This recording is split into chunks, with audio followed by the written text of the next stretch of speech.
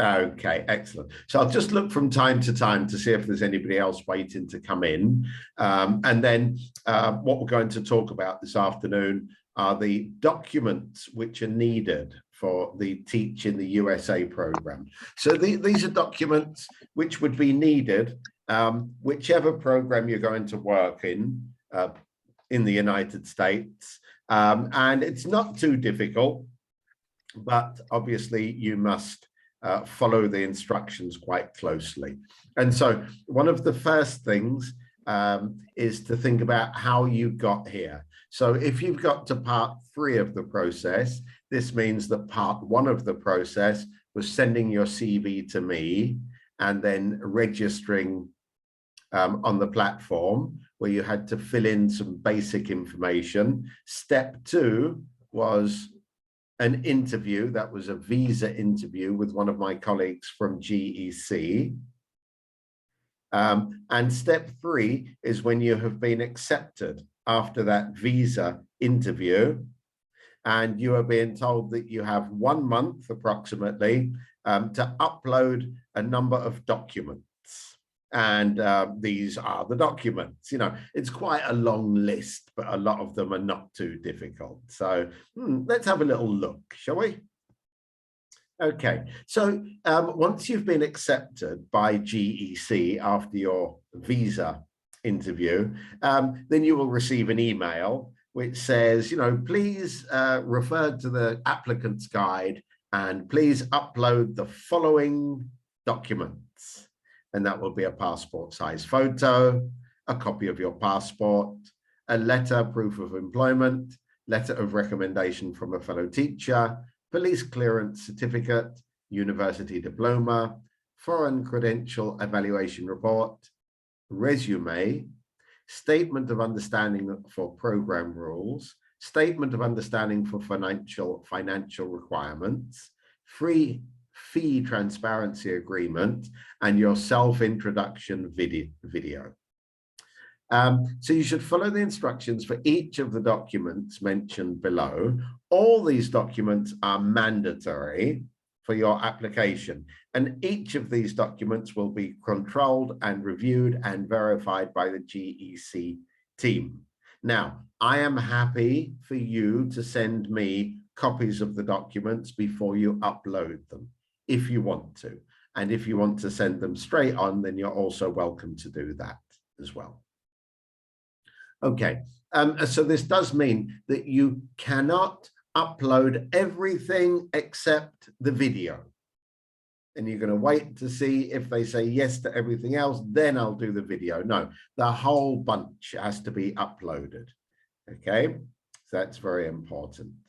And again, if you're looking for a job or you're expecting or hoping to get a job, remember, if all your documents are complete and verified, they will be visible to the school. If you have documents which are missing, then they will not be visible. Your application will not be visible to the schools.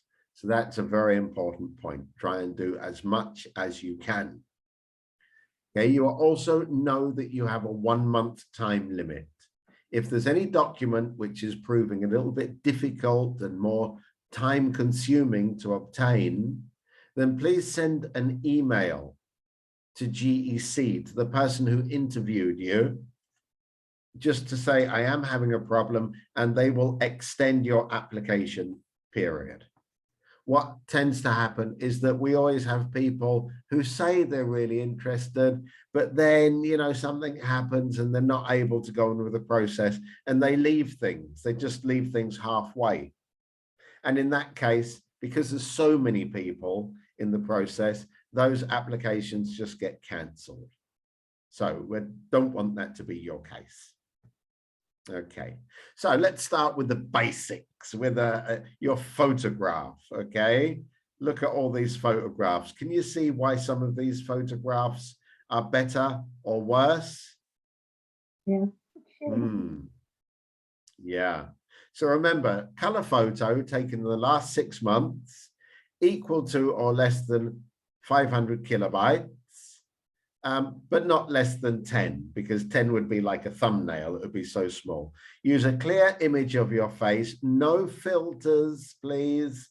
You know, I found out with my telephone the other day, I was taking a photograph and I said, gosh, I look about 20 years younger.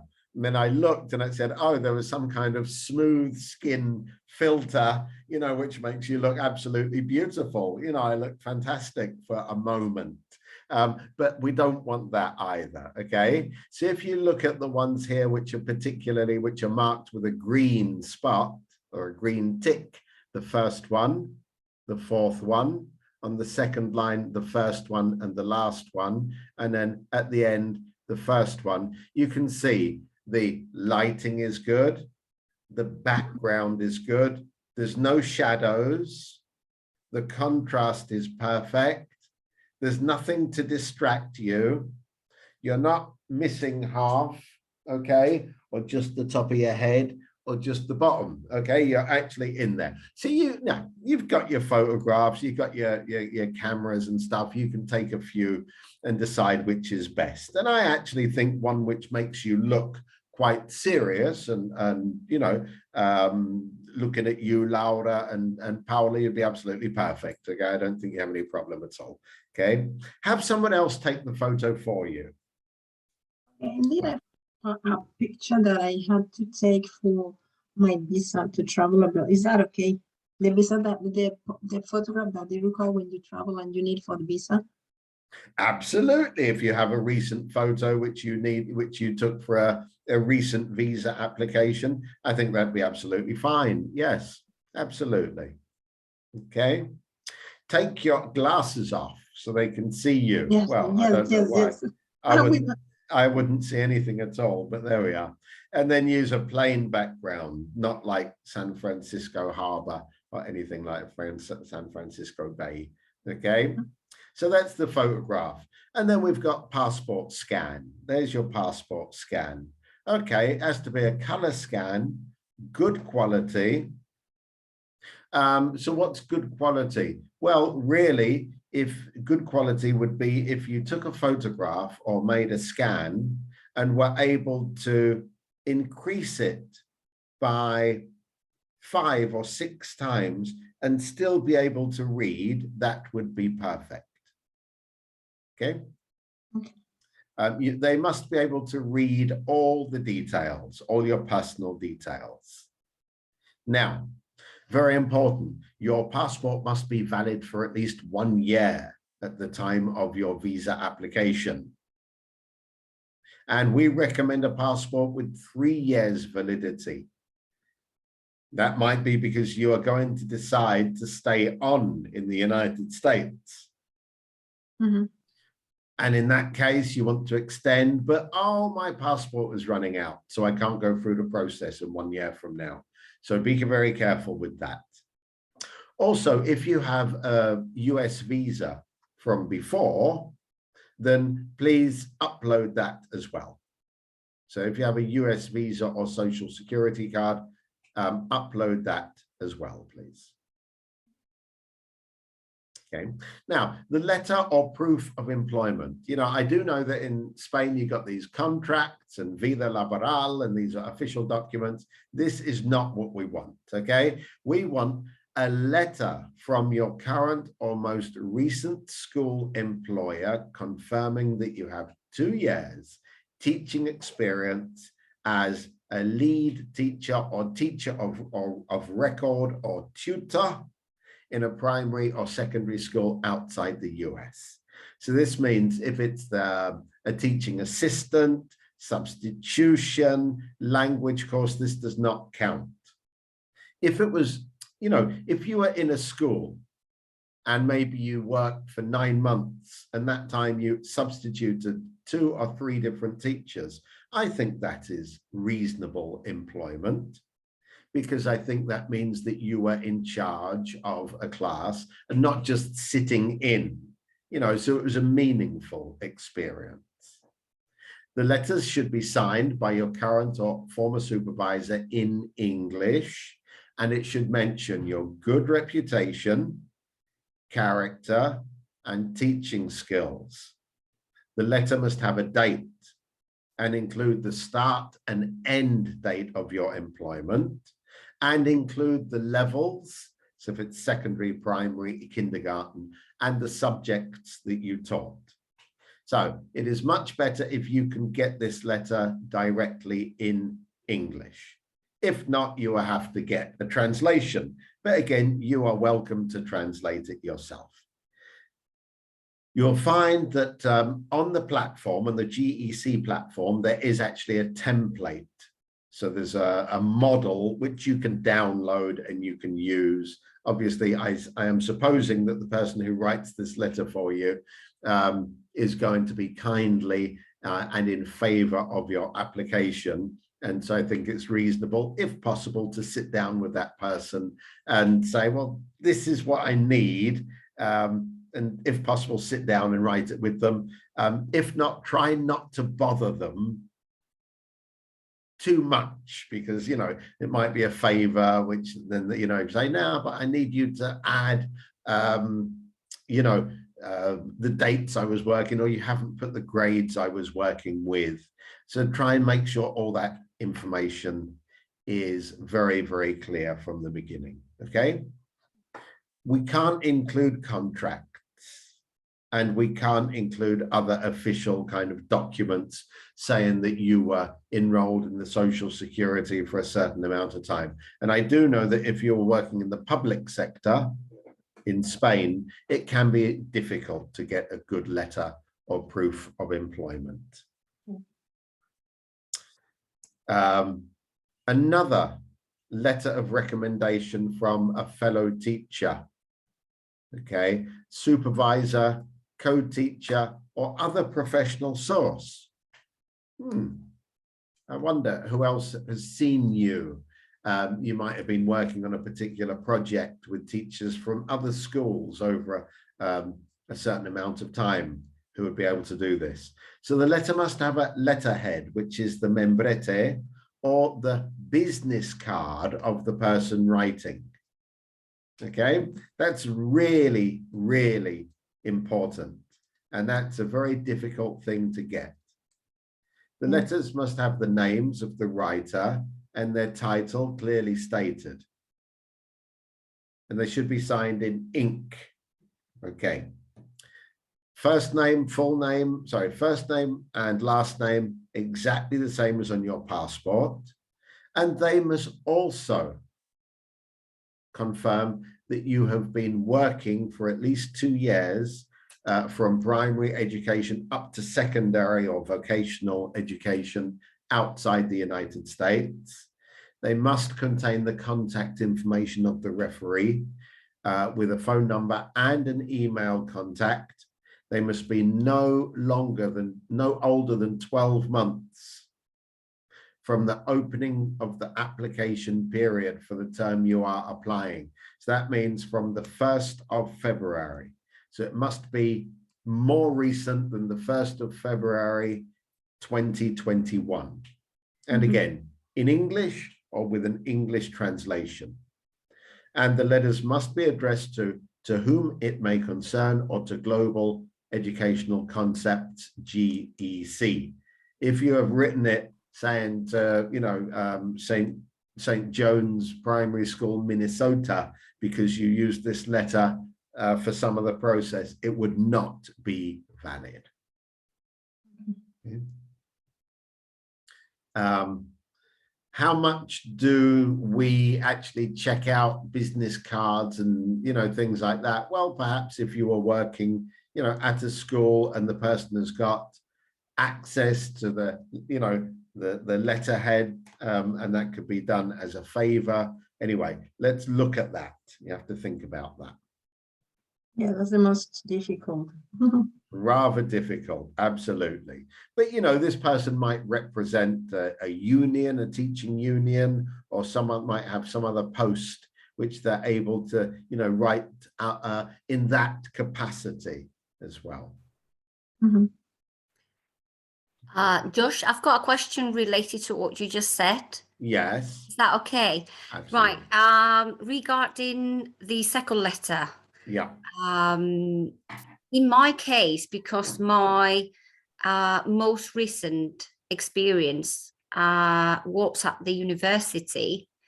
Could it be one of my colleagues from university?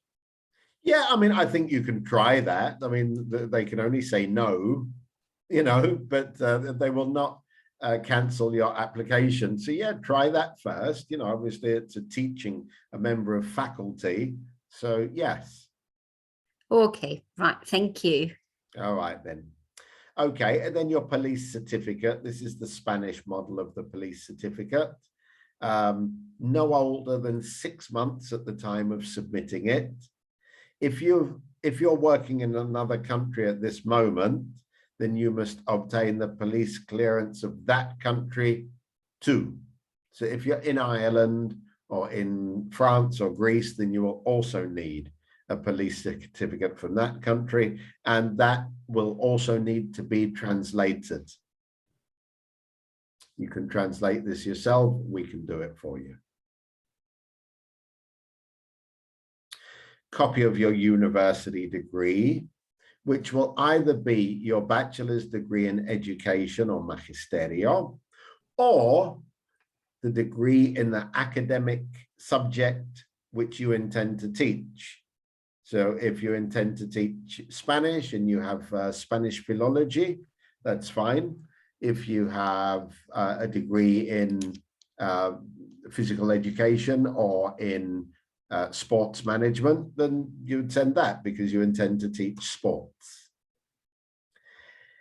If you have any other certificate or diploma, such as a proof of qualification to teach at primary or secondary levels, which would be the master's in education, you can upload that document to the additional documents area, again with translation. So if you have the CAP or the PGCE or the Master in Education, you would upload that to a different part of the platform. If you have more than one qualification, university degree, teaching degree, CAP, PGCE, Master in Education, Special Education, Musicology, INEF, which is physical education, teaching English or teaching Spanish, you can upload those as well, as long as they are in Spanish, please. Sorry, in English. But no language certificate. So do not upload a copy of your IELTS or your, advanced certificate or proficiency. That's not needed. Translations. You can do your own translations. You do not need official translations, but everything must be translated. We can translate your documents or we can correct your translations.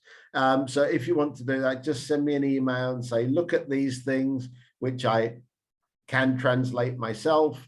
Do you mind having a look at them? Or what would you charge me to translate them? And I will tell you the exact cost.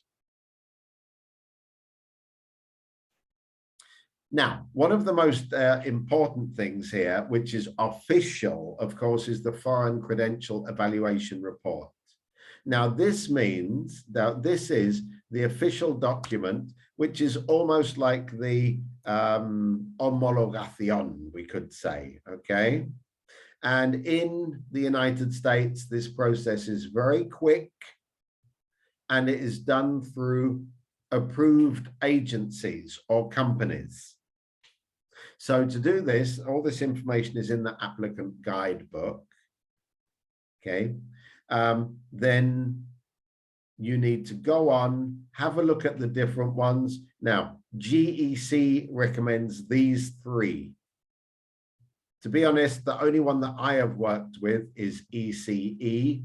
I know the process costs approximately $195, okay? And they seem to be quite flexible. Looking at some of the other ones, some of them will do it all online. Some of them, you need to send hard copy in a sealed envelope. When you get your evaluation report back, you have to scan the document and upload it to your GEC account. You do not have to send the original document. And with EEC, so please look at the whole list and look at the prices, because I think that they vary quite a lot. Decide which is going to be the best one for you. And what you're going to do, oh, it's the same thing, of course. Okay, so what you're going to do is look at the web page for individual applicants and read the instructions very carefully. So the information I will give you is for ECE, and this information comes from EEC. And what they're saying is, what they want is, you know, a photocopy or scan on both sides of the document of your titulo or grado. Okay, so that's your diploma or your degree. And they also want a certificación de académica personal. Okay, so that's your transcript. So you have two ways to send your transcript. So one, if you have the European diploma supplement, which is in English, you can send that. Okay. If your institution issues electronic documents that include a CSV, which is in Spain, or sometimes it's a QR code where they can verify that this electronic document is valid, then you can send photocopies or scans. And of course, this is much, much quicker, because the other way, it needs to be put in a sealed envelope, which when the envelope is closed, it needs the stamp of the institution, and then it needs to be sent to the United States, which will take about 10 days. So if you are able to get the electronic documents, that will be a lot quicker. And what you want is called the course by course report. You will see that there are different options, but you want something called the course by course report. This process will take anywhere between 3 days and 10 days. Okay. So the additional information, they say that submit English translations for all documents issued in a foreign language. The translations can be sent by mail, that's regular mail, or by email. And you may prepare the translations yourself, as long as they are complete, literal, word for word, and in the same format. The same format means if it's a table, it's a table. The same format means if they're using, you know, that everything on the document must be included, including the address of the institution, the name of the person who's doing it. Okay. So the original document can be mailed to ECE by the applicant. And if it's issued with the letterhead of the institution, when it has the letterhead of the institution or an original seal or signature, which most of these official documents will have. So we don't want scans to be considered as original documents. If you want to send the original documents, they will be returned to you. Okay, this is a little bit complex. You need to read on the agency that you choose. Okay, so you can also choose where it says here sealed, issued in a sealed envelope. You can send the original or an attested copy. An attested copy means that you go to the notary and the notary says this document, this copy is exactly the same as the original. And the notaries in Spain have a very low price of about €4 per document. Okay, it says notarized copies are not acceptable. Oh, I'm so sorry. I've got to rewind now. notarized copies are not acceptable. What was I thinking of? They need to be attested by the same office that issues the original documents. I am so sorry. So that means that if your document was issued by the Ministry of Education in Spain, you would have to go to the Subdelegación del Gobierno or to the ministry itself and get it compulsado for the same ministry. Doesn't mean the same physical office, but by the same institution. Okay. All right. That's more difficult, and so I would say do everything you can to get for the possibility of sending electronically validated copies. Okay.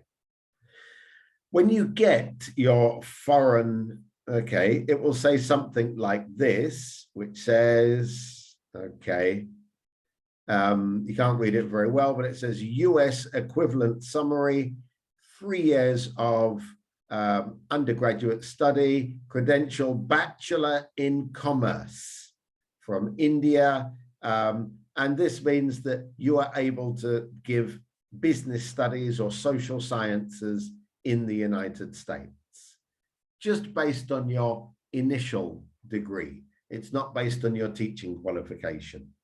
So keep the original when you get this, and then scan and upload a copy to your GEC account, please. So this is probably the most difficult part to understand, but you will read through it, please, in your guide. Also, your resume and your CV. So submit your current resume with a nice picture, maybe with a copy of the same picture which you used before, which you took to upload. It's very important that the information must coincide with the information you supplied to GEC on their website. So, you know, just check the dates and check the names of the institutions and make sure they are the same, that they coincide. Very important. So don't think about doing a really contemporary, daring, adventurous CV. Just make sure it's a CV which is very clear. Okay. And then you also have your GEC documents to sign, which are on the platform. So one of them is that you will sign an agreement, a participant agreement, which are the program rules. The second one is an understanding of financial requirements, and that refers specifically that if you are accepted on the program and you start to work, that they will ask you to say, yes, for the first month I have $2,000 or the equivalent. Because what they don't want is for you to turn up in the United States in the first week, say to the school, can you pay me in advance because I don't have any money? Okay, so one thing is that you will be working, and the other thing is that they would not want you to be a burden. And the other thing is the fee transparency agreement, which is also a paper which explains exactly what you are going to be paying and exactly what you are not going to be paying. And if you have decided to come through BK or Baker Cursos, and you will be paying the €400 deposit. Okay. But it will say, no, I am not paying $10,000 to be Baker Cursos. It's very important that you add that you are not paying a fee to our organization here in Spain. Okay. Attention, all the pages must be signed. When you are sending multi-page documents, not only these documents, but your CV or anything else, make sure that everything is included in one PDF document. Okay, so don't send, you know, resume page 1 and in a separate document, resume page 2, and then resume photo in a third document. No, that's not good style. All right. And don't upload only the last page, because sometimes if it's a long document and you have to sign it like a declaration, you think, well, the only important bit is the last one, so I'll upload that. No, you have to upload everything, because that is legal evidence, let's say, that you have read the whole document. And that these documents, you should not send them via email. You need to upload everything onto the platform.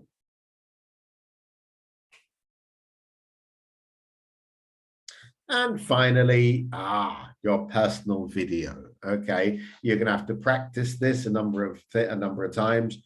Your details will be online, but obviously, and absolutely obviously, any of the employers, the schools, if they are able to see a video, they prefer this greatly. So it's a 3 or 4 minute introductory video about yourself. And these are the key points you should be careful about creating your video. Make it friendly. Introduce yourself. Tell them about your motivation. Why do you want to participate in the Teach in the USA program? You can do this with your telephone, but you have to put your telephone somewhere. You can't be holding it up and down and it's shaking around as you walk around your house. That's not a good idea. Upload your video onto the internet. So YouTube is a good source. What you can do with YouTube is you create a YouTube channel, which is for you, which is private. You record your video using Zoom or using your telephone, and you upload the video. Okay, you can even add things like, an opening shot, a still photograph, or at the end, you could add a slide if you wanted to with your contact details, or even just a message, a recap, motivation, personal qualities, and, other interesting facts if you wanted to. But don't send the video to the GEC platform. It won't upload. So when you create a video on YouTube, you will be given the option of copying the link. That link will be for you to share with the people who you decide. Your video can be public. It can be hidden so that people could find it if they knew your name or the exact details, or it can be completely private and only people with the link will be able to see it. Okay, look professional, dress as you would for an interview, be positive, be friendly. Do not read from a script. Okay, maybe if you have some notes, some post-it notes, and you put them up, in your line of sight, then you can speak like that, but certainly don't read and then look up and read and look up. Okay. Keep it brief, no longer than 3 minutes. Avoid background untidiness. Look, you want to see my background untidiness? I will show you. Okay. This is my background untidiness. This is not good. Okay. It's not too bad, actually. It's not too bad because there's books and things, It's not like I was in my den or something like this. Not the best idea. And also, I think that the virtual backgrounds, I don't think they're a very good idea. Okay? I don't think they're a very good idea. Okay, and avoid voices in the background. So send the kids away, take the dog out, your parrot or your singing birds, get them elsewhere, and choose a good time of day when the light is good and also there's a decent amount of quiet. Okay, and then check the privacy settings of your video link and make sure that everyone who has the link can see the content. So I use the hidden option, right? Because I don't think that anybody would find me. Okay, so it's hidden on YouTube and only these people. So for example, this video, which I'm going to post now on YouTube will also have the hidden option, but I will send everybody a link. Okay, so that's the end of my presentation, and I'm just wondering if we go back to the list of things which you are being asked to upload, are there any particular questions now?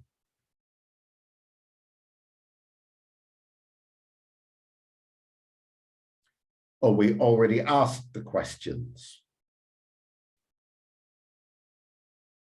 Okay, so I'm going to upload this now to YouTube, and then I will send the link to everybody.